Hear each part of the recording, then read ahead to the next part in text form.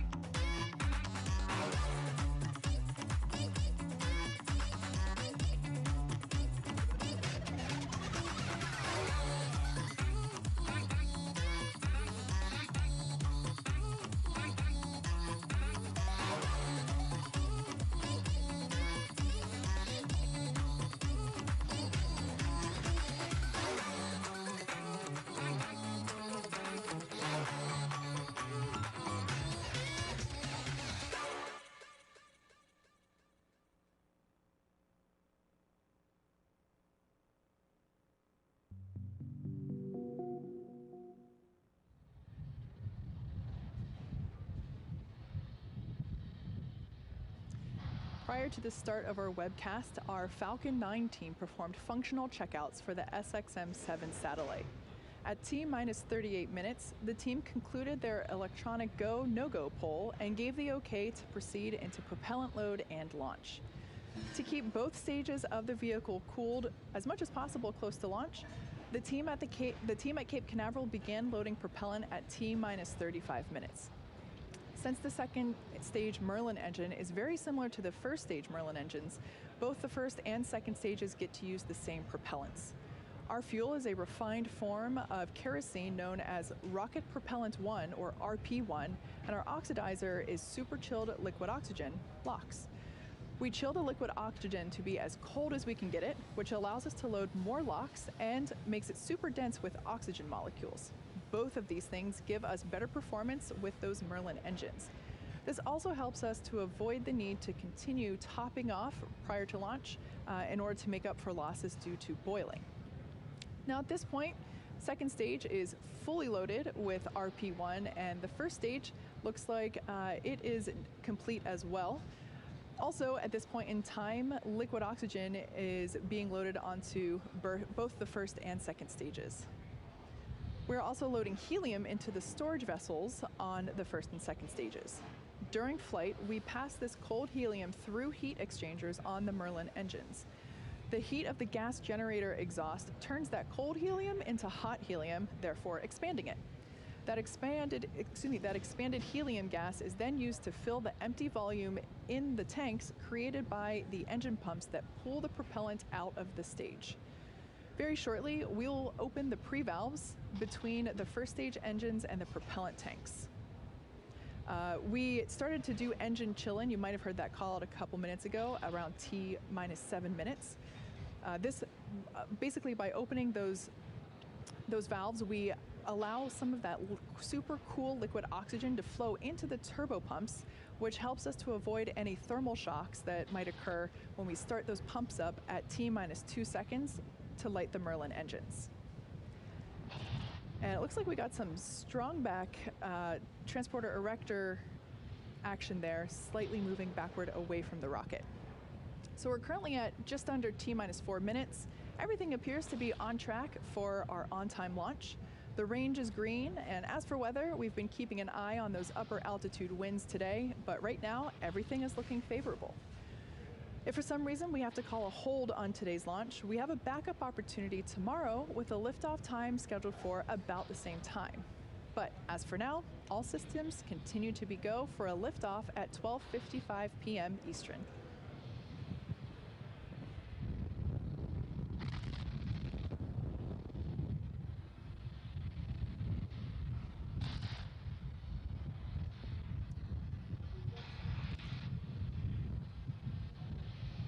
So first stage fuel loading completed on time around T minus 6 minutes.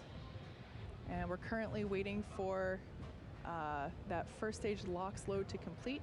We should be hearing the call out for that any moment. And second stage liquid oxygen loading will complete around T minus 2 minutes. Just a minute before liftoff, you'll hear the announcement that Falcon 9 is in startup. This announcement means that the rocket's own internal computers are now controlling the launch countdown on Falcon 9. Once the engines are confirmed to be at full power, the flight computer on the second stage will then command the ground hold downs to release the rocket right at T0. Our satellite team continues to monitor the health and status of that SXM-7 satellite located there in the fairing that you see on your screen. Currently, all systems are go on the satellite.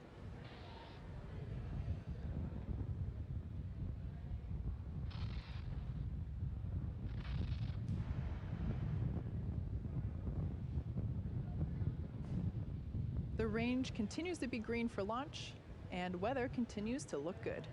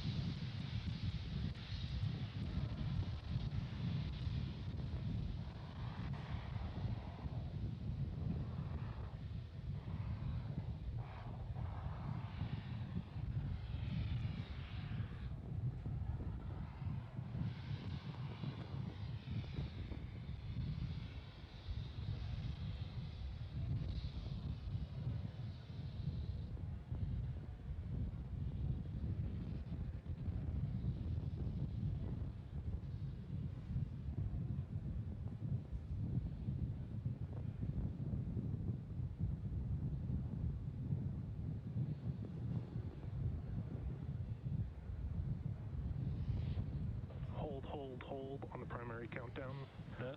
Launch port's running. Correct, this is Thursday.